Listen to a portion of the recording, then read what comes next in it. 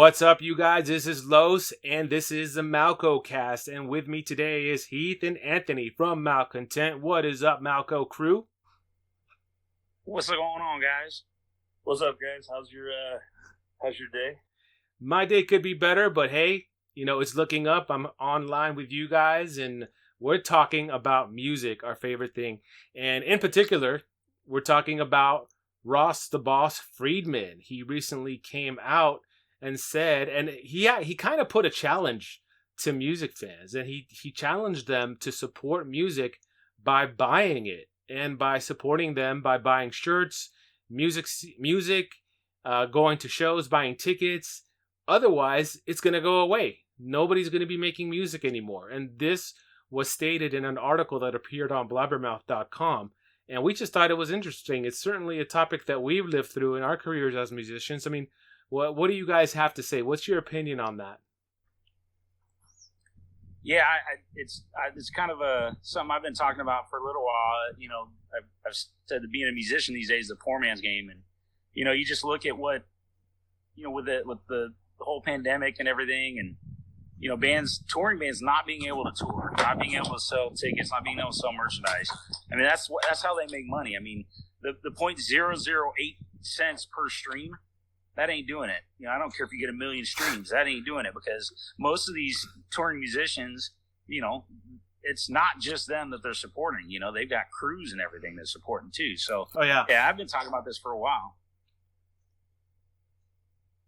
The thing I never thought about, in what Ross brings up in that article, though, is he talks about how if people don't start buying the music, that musicians are just going to stop making it.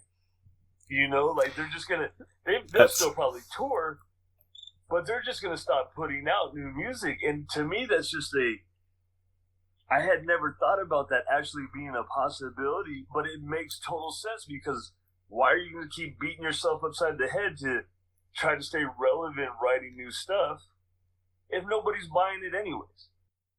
Right. But I mean, if you think about how the music industry is set up, most of the lion's share of the song sales don't go directly to the artists. I mean, they all go to the people who, the label, pretty much. They're going, it's going into their pocket, and so musicians make money on other things, right? Like the concert sale tickets. I don't know if they make a significant amount of their money through merchandise, but I want to believe that. But I think that the way that people consume music now is so different. Like Heath mentioned that the streams are paying what, half a cent for every stream or something like that. Not even that. 0.008. Not even that, and it's a pitiful amount. But that's kind of scary to me, thinking like, okay, if everybody stops paying for music in some way or another, whether it's Spotify or whether it's something else. Oh, looks like we're having technical difficulties. But as I was saying, if you're not paying for the music is going away, and that scares the shit out of me, because I need music. I listen to music every single day. It's a part of my life, and like if it's gone, then what the fuck am I going to do? Right, dude. Like I would not know what to do without music, dude. I would be completely lost, dude. Like it's a scary but real thought, dude. It is a scary but real thought that it could go away. To be honest with you, it's almost like it's too competitive out there, because the streaming services have made it that way. There's just so much music to go through, dude. It's a weird time, man. I look at the just the whole situation with the industry, and I look at going back to Napster and thinking about that, way back then, when what's his name that started Napster. When he tried to get the labels to sit down and talk about what was coming. He tried to get them to recognize that the digital age was going to change things. and they just ignored him. They didn't even want to talk to him. They wouldn't even, answer a phone call. And I look at it now, and it's like these labels. We were talking last week about, when Gene Simmons was talking about, rock and roll being dead, and somebody brought up the fact that it's because he's coming from a, kind of like that label standpoint, the side of it, where you're trying to make some money on it, and it is absolutely dead for labels because they refused to see what was coming, and they didn't do anything to try and combat it, and so now, I mean, streaming's here for good. I mean, it's not going away. I mean, I don't know anybody that even downloads. Everybody streams. You pay your whatever it is, $9.99 a month, $12.99 a month, and you literally can listen to anything out there. And then on top of that, with the digital age, you make it to where anybody can make a song literally in their bedroom, and release it. Whether it sounds good or not, they can release it literally in an hour. Yeah. I mean, it's insane. I have, for labels out there though, I have a great idea to get you guys back into the game.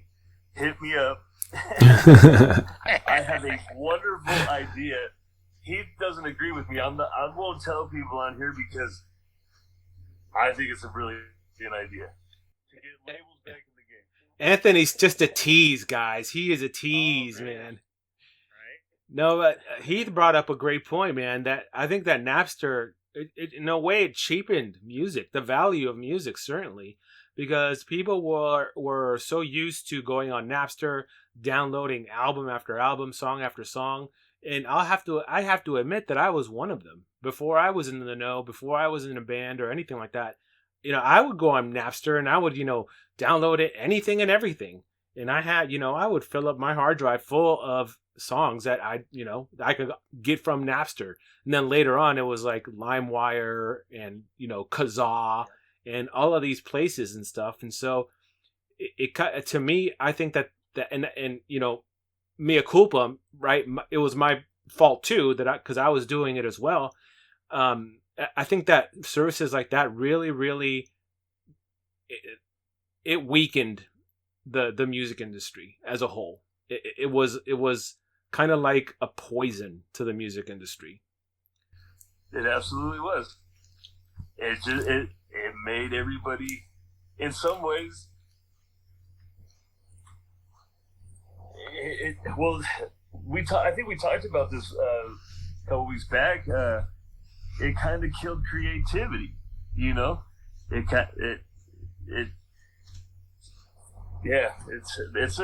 a crazy story, man. Crazy well, stuff. And then the whole financial side of it, you know what I mean? When we're, again, like I mentioned a little bit earlier, it's not just the artists. I mean, the artists have bills to pay. The artists have families that they're trying to support. And I'm sure everybody's like, oh, come on, Justin Bieber don't need no help. And I'm sure he doesn't. But I guarantee you, he's not making the money that he was making, when he was able to, fill up stadiums full of people. But again, it's not just the artists. You got to think about that there's, there are entire crews that are a part of that artist. You know what I mean? They're the ones that are on tour with them. They're the ones that are, running their lights, setting up the rigs, like all that stuff. That's all. In fact, I know a couple artists that literally they have their crew. They weren't like hourly or anything. They were salary. And so that artist, he was still paying them that whole time. He still was paying their salaries because he felt bad for them. But he was like, look, I don't know how long I can sustain this. So again, it's this whole thing of how does this industry make money? That's why you see all these bands coming out with like their own whiskeys or their own beer line or their own shirts and clothing lines, and like as soon as the pandemic happened, I think all of them had masks. Yeah, I mean, the other day I saw Snoop Dogg wine. And have you guys ever tried the E40 malt liquor? I have. Oh my God. That gets me like crazy. All right. Just 140 and I'm like running off the walls, dude. It's nuts. But anyways, I digress. Now, I mean, to me, it's like, I don't know if if Ross, the boss, is correct when he says, though, that music is going to go away if people stop paying it. In my opinion, music is never going to go away. And that's just because people love music. And I mean, for me, you know, I don't make music for a living. I just do it for fun. And I do it because I love it. It soothes my soul. And I'm pretty sure that, you know, you guys are the same way, much of the same way. I mean, because you guys aren't really making thousands and thousands of dollars on your music. You guys are actually spending money to make music right now. And, you know, you guys are going to see a return, obviously, on it. But it's not until you reach that level, the level of Manowar, the level of, you know, Linkin Park, Metallica, you know, whoever it is. It's not. Wait. Time out. Hey, we reached the level of Manowar. Oh, you did. We opened for them, right, Heath? Yep. All right. What's up with that? So this is back in, I don't know, the early 03, 2000s. somewhere in there. Yeah, early 2000s, and we our manager at the time, she had called us and she's like, "Hey, I got." Wait, she wasn't our manager at the time. Oh, that's true. She wasn't managing us, but she got a phone call, and so she asked us if we wanted to go open the shows at the Pound in San Francisco, and we wanted to play there anyway. So, and it was opening for Manowar, so that was like, oh, nice. You know, we were like, shoot, what the heck, you know? And the band Immortal. Yep. The Swedish the metal band. I think there's singers Bath, the guy that paints the black diamonds on his face. Uh-huh. Yeah. And the white and the black diamonds. Yeah. I know you've seen them like on Blabbermouth. I think I have. Yeah. What a trip, man. We opened for Manowar and Immortal. Yeah. At the Pound. So what was it like? It was the fastest 30 minutes we ever played in our life. Like absolutely. Why? The first song, I start the song off, dun, dun, dun, dun, dun, dun, dun, you know, like everybody's kind of bobbing their head at first, you know, and he screams, "Get the fuck up!" But when he brings the mic up, he busts himself in the mouth. Oh, He's spitting blood everywhere. Oh yeah, I got blood everywhere. Oh no. In my mind, I'm like, hell yeah, they're gonna love us. Well, you got to understand, the kids that showed up to the show, like, they're walking up before the show started, and they got, you know, all leather on with, like, you know, 6-inch, you know, bullet spikes coming off of it, and just like they're painted faces. I mean, they're like the Road Warriors. Some black Swedish metal, you know what I mean? And, and here we come with our new metal. And dude, yeah, this was back when new metal was the thing, you know, like, and so we get done with the first song, dude, and you hear from the back of the crowd, "You fucking suck!" Oh shit! And I just said, "Thank you," and then we went to the next. That, you know, that's not very metal. You should have said, "Fuck." But honestly, by the end of the show, we were starting to get some applause from the crowd. Yeah. People were starting to cheer, but some asshole did unplug my fucking effect board in the middle of me playing. Fucking unplugged my power from the front of the stage, dude. Fucking, oh, what a dick! Yeah, dude. They hated us for about 25 minutes. We got them for about 5. Oh my goodness! So when we got done, we got out of there. We packed up real quick, and before we left, we slapped a Malcontent sticker on the back of the tour bus. Oh yeah. Did you guys get to hang out with Ross the Boss or anyone? Nah, dude, we bounced as soon as we were done, dude. Because it wasn't our scene, dude. Like, we were like, oh, okay. Yeah. It was a different crowd for you guys. For sure. What's that? Yeah, it was a different crowd for you guys. Yeah, dude. It was funny. What a trip. Yeah. But yeah, dude, Immortal, you got to look them up, dude. Swedish metal bands. They had the swords and everything, dude. Like, It fits in line with Manowar because Manowar does like all this medieval warrior kind of battle music, wrestling music. Anyways, what are our closing thoughts on this topic? Sorry to derail. That was a kind of interesting story you have there. Pretty sure it goes well at parties and stuff. Yeah.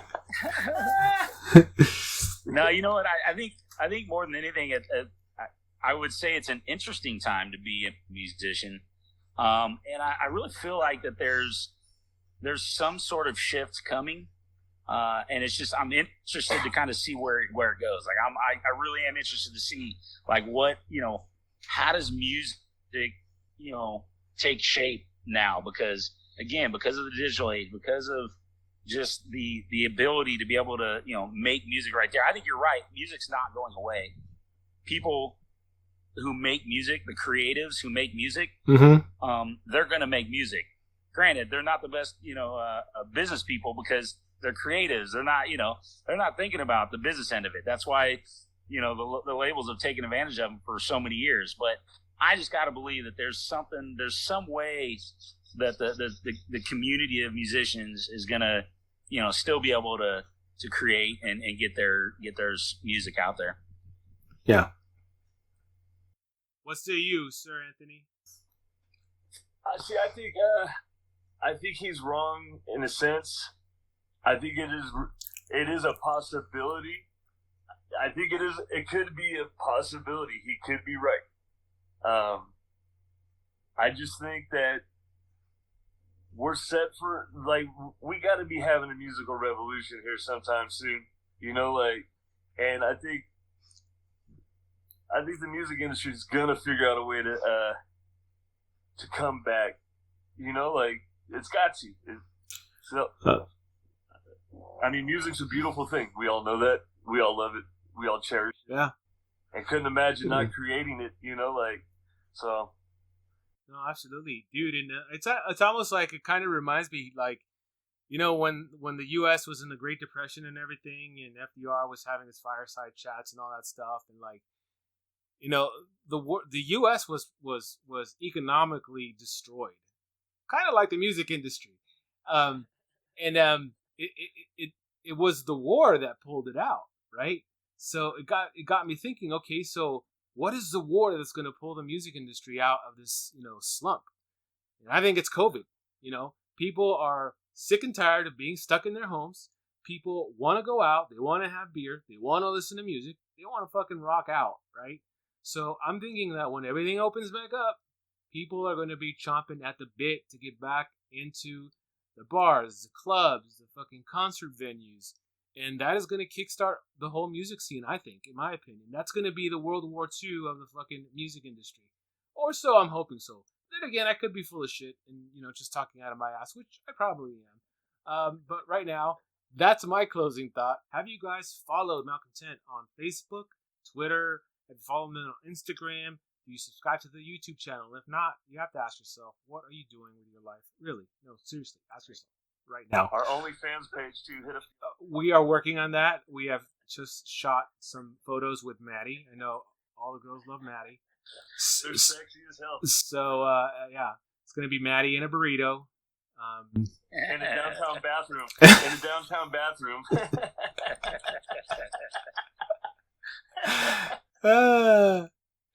All right. Well, that's going to be it for today's MalcoCast, guys. Thank you very much for joining us. If you like this video, please give it a thumbs up and leave a comment or 2 or 3 or 4. Share it with everyone. And don't forget to subscribe to the channel. Peace.